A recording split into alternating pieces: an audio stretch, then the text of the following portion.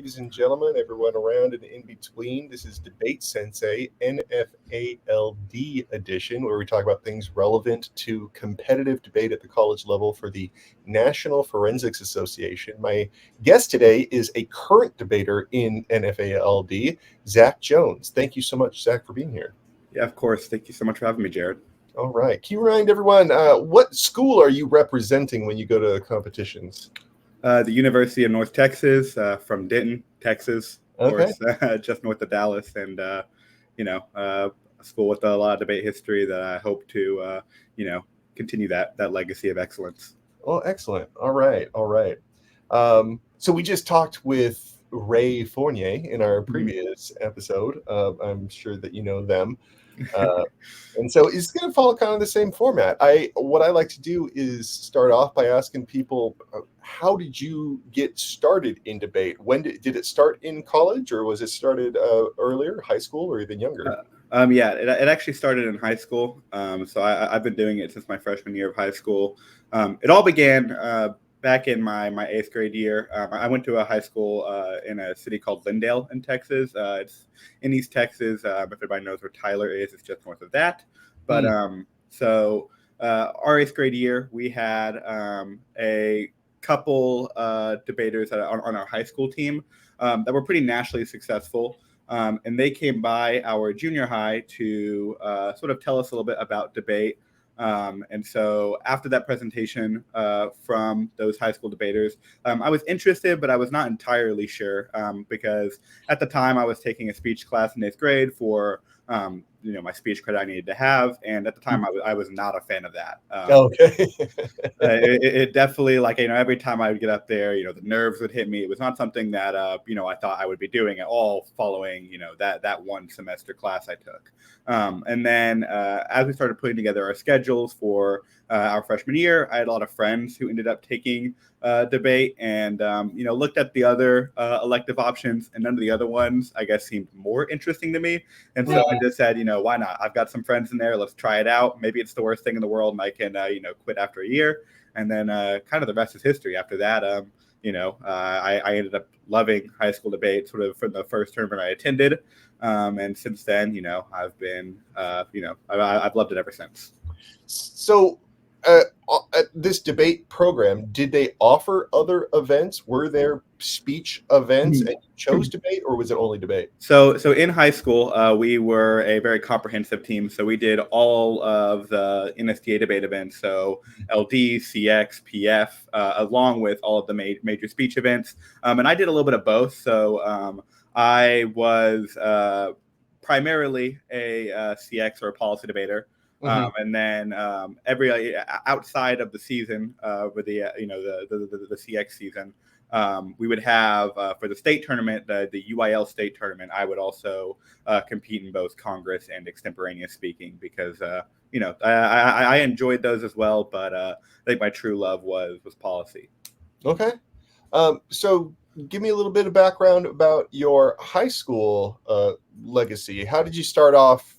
Like, let's go year by year. So in the freshman year, do they have like different divisions like they do in yes level? Yes. So starting up a novice. Yeah. So actually, my freshman year, I started off doing Lincoln Douglas debate in high school. Okay.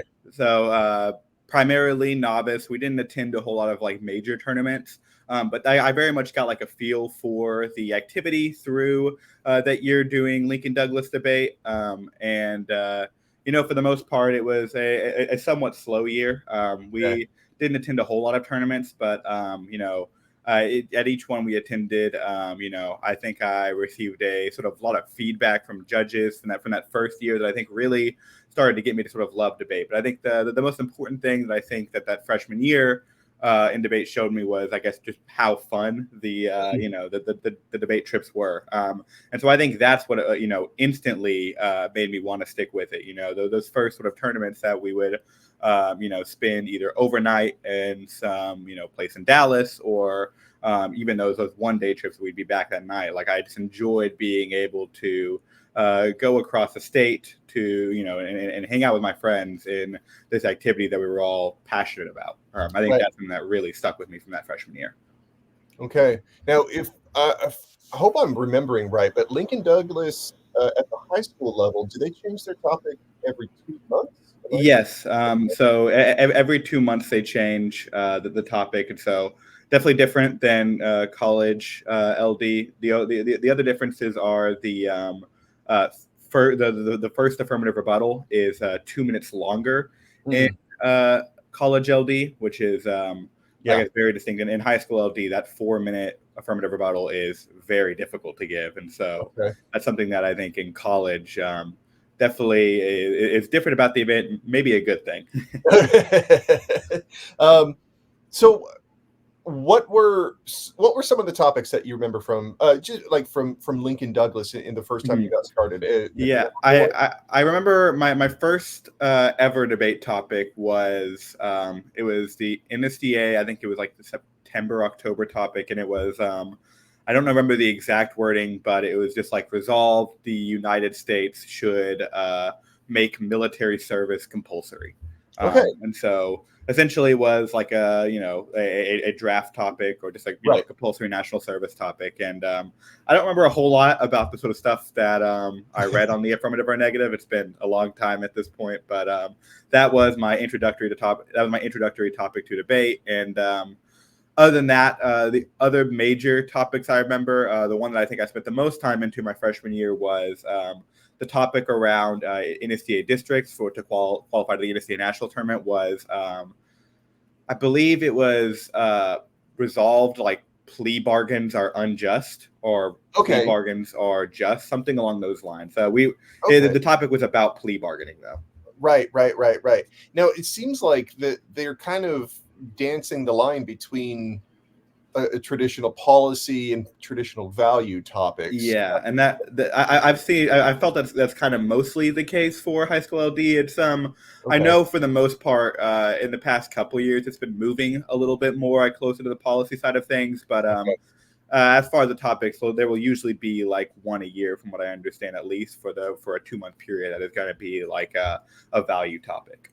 And I want to kind of get the timeline right. When were you a freshman, or when did you graduate? Specifically, like Mhm. in relation to the pandemic, I want to kind of like Okay, that's yeah. disrupt So everyone's. I was a freshman during 2017, 2018. Oh, So my graduation year was 2021. I graduated in the spring of 2021. And so I think we had a senior year for the most part. Definitely a lot of it was for the most part remote. But I got like a graduation and everything. And so I'm grateful for that. I know that the people the year before me were not able to, or were unfortunately not able to, right. um, you know, attend graduation, stuff like that, because of the pandemic. And I'm not sure we necessarily should have been back and everything, but I appreciated that we were. Okay.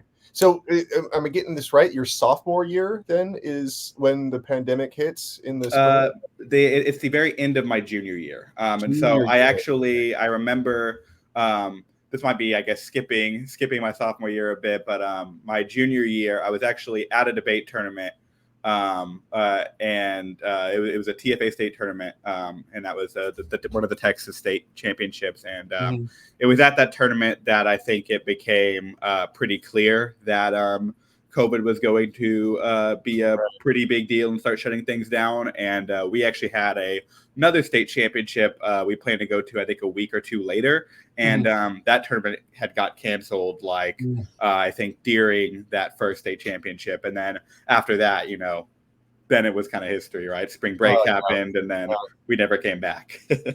oh man, yeah, it's God, it's such a rough story to Mhm. I've been interviewing quite a few debaters and coaches and things like that, and yeah, it affects everyone differently.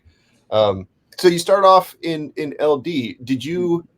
Uh, did you make the transition to CX in the sophomore year, or Yep. yeah? And so the story is essentially we had one policy team and a bunch of LDers, and one of my friends was on the policy team, Uh, was partnered with somebody who I think was like an upperclassman, either a year or two above them, and they planned to attend a debate camp that summer at UT Austin, okay. and I'm not entirely sure what happened, because we ended up just like, this person ended up never coming back really to the team. But my friend who was on the CX team obviously showed up to camp. They spent money for it, but their partner just never showed up. Oh, wow. Yeah, which I don't know how they were able to, I guess, justify that. But I had already been talking to my friend because they were a little bit unhappy with their partner for, I guess, I think them not showing up at camp, I think, is a great example of why that might be. Yeah. But yeah, and so we had been talking about maybe trying to partner up and do CX a little bit a few months prior, and then when that happened, that was kind of the straw that broke the camel's back. Right.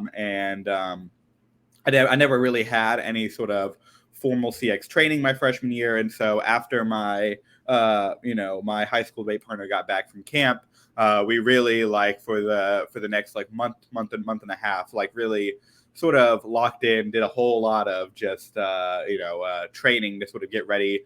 So I was able to know like the very basics of CX for the first tournament of the year, and then from there, that's sort of the rest was history. We started CX at the I think our first tournament was the Plano Clark Swings in Dallas in like late August, and from there we ended up attending I think a good like 12 or so policy tournaments a year, and I fell in love with the event almost immediately. Okay, so was the transition pretty easy for you? Definitely difficult at first. Okay. Especially like the level of competition in some of those Dallas locals, at least for me, felt significantly harder. Our very first policy round ever, we debated a team from the Green Hill School in Dallas, which is like, one of the most nationally successful schools, and definitely one of the most successful schools in the state for the last like couple decades, right? They have a long history of success, and so that first round was a little discouraging because we got crushed. But other than that, I think the biggest thing was learning a lot of the jargon and stuff that was not in LD. So a lot of the sort of like very basics of policy, what like people refer to like stock issues, stuff like that. I think that part was a little difficult for me, but for the most part, a lot of the sort of basic argumentation skills like claim, warrant, impact that I learned in high school stuck with me very, very much in policy. Yeah. Now, you mentioned TFA, the Texas Forensics Association. Do they use the same topic as NSDA? Yes. The NSDA, the Texas Forensic Association, and the other state tournament we have, the UIL state tournament, they all use the exact same policy topic. I do know that they're a little bit different for LD. I think that the UIL state championship uses a different one than TFA and NSDA does. But as far as policy goes, they all share the same topic. Okay. What was your first CX topic as a sophomore? So my first CX topic was, let me see if I can remember the exact wording. Resolved, the United States federal government should substantially reduce restrictions on legal immigration to the United States. Okay. Immigration. Mm-hmm. All right. How long were you and your partner able to stay a team? So we were actually a team all throughout the rest of our high school. We were the same year. Wow. So sophomore, junior, senior, we remained a team, and increasingly over time, we had like so many debate tournaments. I think that staying a team was incredibly helpful for us and important for our success that we had. Okay. And so give me a little rundown about that success. Over those 3 years, what were you able to accomplish? There's a lot of things I'm particularly proud about, I think, with our in our high school, but I think it's primarily our senior year where I think we were able to reach the most success for a couple reasons. One, because our junior year, with COVID happening, we were not able to attend one of our state tournaments that the year prior we had been like the state runner-up for. And so our senior year, we came in with a couple goals. One is we wanted to win a state championship, and we wanted to hopefully receive a bid to the Tournament of Champions, which is the most prestigious tournament, I would say, in high school. And I think we achieved both of those goals early in the year at the Westminster High School Policy Tournament. We were able to receive our first bid to the Tournament of Champions by making, I believe, to the semis of that tournament. Okay. And those were some of the most difficult but enjoyable debates I think I ever remember having in high school. And so it wasn't long after the Westminster tournament that both of us hit a little bit of burnout. And so we ended up not competing a whole lot after that, up until around January, February is when we had to sort of do our district qualification to the UIL state tournament. So we went and ended up doing that. And then after that, we only had really 2 tournaments left. We had the TFA state tournament and the UIL state tournament. And Lindale has had like a history of success at the TFA state tournament. My freshman year, we ended up winning this. One of our teams ended up winning the state championship, and a couple years prior to that, we had also been in finals for like the last 2 years prior. And so we went into that TFA state tournament, not having been in the elimination rounds in a couple years, hoping to hopefully continue that legacy of success that Lindale had, and it ended up being a really great tournament for us. We ended up being the first seed at that tournament and beat some of our, some competitors that, I would say today are probably much better than us, but, we were the first seed. So yeah, nice. But we had a lot of really great debates with people that I'm, still debating today. And there were a couple people there that I actually saw this past weekend at the NDT. And so it's interesting seeing those people that I've been debating since high school continue to debate in college. But at the TFA state tournament, we were the first seed, and then we ended up winning our doubles round. Ended up winning our doubles round, ended up winning our octafinals round, and then dropped, unfortunately, in quarters to now today some of my closest friends in the debate community. So I'm really grateful for the experience we got there. And then a couple weeks later, we had the UIL state tournament, which is it's a little bit different from the TFA state tournament insofar as I think it's very similar to the way that Justin described the NFA tournament on the podcast, a few weeks ago, in that you're not going to always get the judges that you want at that tournament, right? There's a lot of diversity in the judging pool as far as like argument preferences. But we went into that tournament, hoping to do our best, and we ended up winning the state championship that year. And so I was incredibly proud of that. Well, good. Congratulations. So the decision to go to North Texas, how did that come about? So I had applied to a few colleges in high school. I think I knew that I wanted to do debate in college, but I wasn't too, confident on what debate I wanted to do. I had heard stories about college policy in high school, describing it as essentially the same as having a full-time job. Having done it now, I'm not entirely sure that characterization is quite accurate, but it is a lot more work, at least I feel, than doing LD or MPDA. And so I actually went into college not really knowing what I wanted to do. And so I wasn't sure I wanted to put in the amount of work necessary to, do policy at the college level. And so while I had applied to Texas, I was not too sure if I was going to do debate there, because they only really do NDTC to debate. But so I had applied to a couple other schools, the University of Texas at Tyler, who does MPDA. And so I plan to maybe do MPDA there, and then also the University of North Texas, which I knew had a policy program in the past, but for my own research had done, LD for the last few years. And so my initial plan was to not necessarily do policy in high school, and to maybe, try out some of these other events. And, that ended up being what happened. And so I reached out to the director of debates at all 3 of those schools, and had meetings with them, learned what sort of funding opportunities I might have, and learned a little bit about the team. And I think it was my meeting with Dr. Brian Lane and Dr. Louis Petit at the University of North Texas that I think, really stuck with me. The way that they talked about the team, their passion for the activity, and the team's history with debate is something that really stuck with me. I ended up watching, we had that year a couple teams, my high school senior year, we had at North Texas a couple teams qualified to the NFA national tournament and break to the elimination rounds. And so I watched some of those debates as they were live streamed.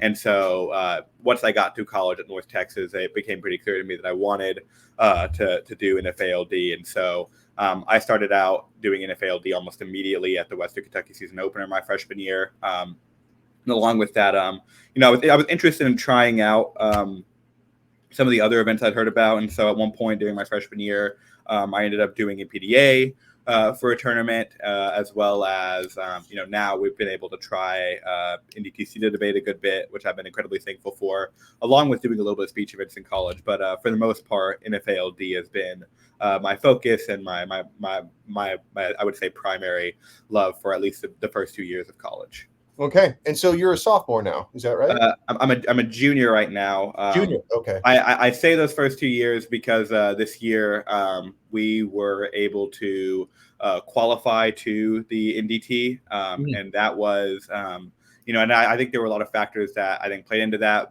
Most importantly, I would say was the topics being the same for both NFALD and NDTC meant that there was not a higher research burden, I would say, to make that transition into also doing NDT as well. And so, that tournament, we actually just got back from it, in the last week, was something that I thought was amazing. I loved the sort of community there and the people that I met and the debates that I had. And I definitely recognize that, LD, I love, I would say, just as much. I'm very appreciative of having the opportunity to do both this year, because it both, I think, showcases sort of differences between the activities and has made me fall in love with debate, all over again, with getting to meet, a whole community full of new people who are just as passionate about debate.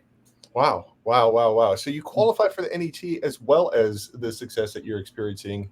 That is particularly amazing. That is a pretty exclusive tournament. So good job. Good work on that. Thank you. I appreciate that. Yeah. So let's talk a little bit about this season. When you discovered that the two topics for CETA and for NFALD were basically the same, what thoughts went through your head, like as far as opportunities and things? For sure. I thought immediately, we weren't sure off the bat that we were going to try out NDTC. That actually wasn't until about halfway through the fall semester that we ended up attempting to enter our first tournament in that circuit. I think the first thing that I thought was, I think I was very appreciative immediately because I knew that with the sort of, having a whole other community's backing on a topic, I think the level of research that will happen into the topic is going to be at a level that I just think we haven't quite seen at NFALD topics for the past several years because of, one, the sort of, I think, resource differentials between a lot of NFALD teams and NDTC teams, right? A lot of those teams at the NDT had several coaches that they were bringing with them. They were teams where there would be more coaches sometimes than debaters, and so the level of research into that topic was something I think I immediately knew was going to be something that I had not seen quite yet in college. And so I was definitely appreciative of that. I think the second thing that I thought of was that there are some minor differences between the topic. And so the NFALD topic is USFG should reduce the number and or role of its nukes. And the policy topic says that the USFG should restrict its nukes in one or more of the following. I believe it is like NFU, disarmament, or I cannot remember what the third area is, but it lists out very specific areas for what the topic is. Which I think distinguishes it from the NFA topic in a couple ways. One is it meant that at the NDT there were a lot less, I would say, areas of AFs, right? There was not a whole lot of AFs beyond the NFU AF, the disarmament AF, and some individual weapons AFs. And so at LD, I'm appreciative of the difference insofar as it has given us sort of creativity to sort of play with the topic in sort of unexpected ways. And so whenever it says reduce the role in our number of nukes, it is a much broader topic. As a result, I think we've seen just a broader swath and category of affirmatives that I think I'm appreciative of LD for, along with the sort of, general format of LD, providing, I think, certain and building upon, I think, certain different skills that I think that, while the topics being similar was interesting, some of those skills carried over from LD to NDT, but you've got to make the transition between both. And so, seeing the topic, I recognize that if we planned on doing both this year, it was not going to be easy, and it was going to require us to put in a lot of work on our end. So you've had 7 years to think about debate and how you approach it, everything like that. How would you describe your perspective or your approach on debate? I mean, it could be anything like once you first hear a topic, how do you approach it? Or do you have certain projects that you like to put forward? How do you distinguish yourself from other debaters? Anything? Oh, I mean, that is hard. That's a hard question. I think the biggest thing that I've tried to stick with me and make incredibly important in every debate I've had since, my sophomore year was, I think, a focus on judge instruction and framing, right? These debates ultimately, right, some people will talk about the importance of like technical debating or tech over truth, right? They'll talk about how important it is to be really good about that line by line. But I think one of the most important things that I've learned with my time in debate is that, no debate, I think, is ever lost in those final speeches unless you do something, you do something like just that messes up the debate bad, like drop an argument that will lose you the round. But for the most part, right, as long as you're doing the things that you need to do in your speeches, no debate at the end in that final speech is unwinnable. And I think that sort of biggest thing that I've sort of learned and tried to stick with in my time with LD, with LD and with policy throughout high school and college is that, judges are people, right? They're going to be fallible. They're not going to see the flow maybe the same way that you will. But at the end of the day, the sort of best way that you could win ballots and sort of